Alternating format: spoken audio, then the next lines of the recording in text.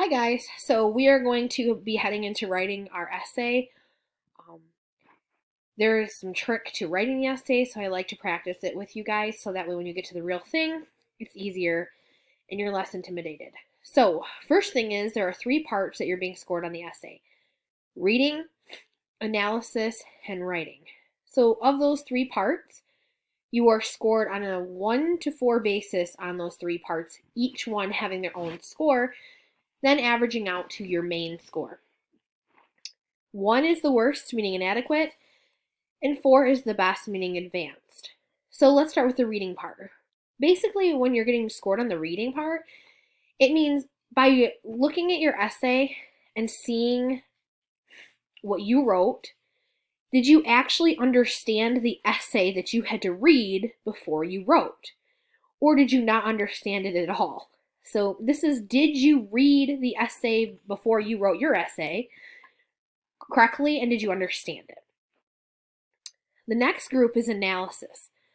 So basically it says, did you actually analyze the way that the other essay was written in your essay, or did you just regurgitate information from that essay? So, or did you actually take it and discuss it? Did you discuss the claim, the evidence, and the reasoning? Did you discuss the ethos, the logos, and the pathos? Did you actually analyze it, or did you just copy and paste information from the essay? And lastly, your writing itself. That would be your writing skills. Capitalization, punctuation, grammar, those kind of things. How good of a writer are you? So I'd like you to take a look at this rubric for a few minutes, because what I'm going to ask you to do is you're going to read an essay, just like you are going to be asked to when you are given your SAT, and you are going to annotate that essay for ethos, logos, and pathos. So what I'm going to show you here is what your assignment's going to look like. It says, annotate as you read this article. Think about looking for the claim, evidence, and how it's explained. Where did the author use ethos, logos, and pathos?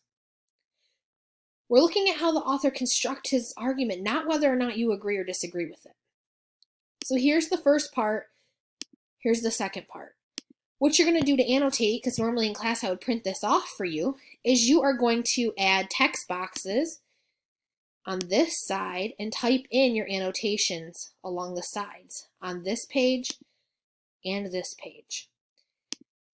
This is adapted from Adam B. Summers' Bag Ban, Bad for Freedom and Environment. And then this is an exact article that was used on the SAT several years ago. So you're looking for these things within this article.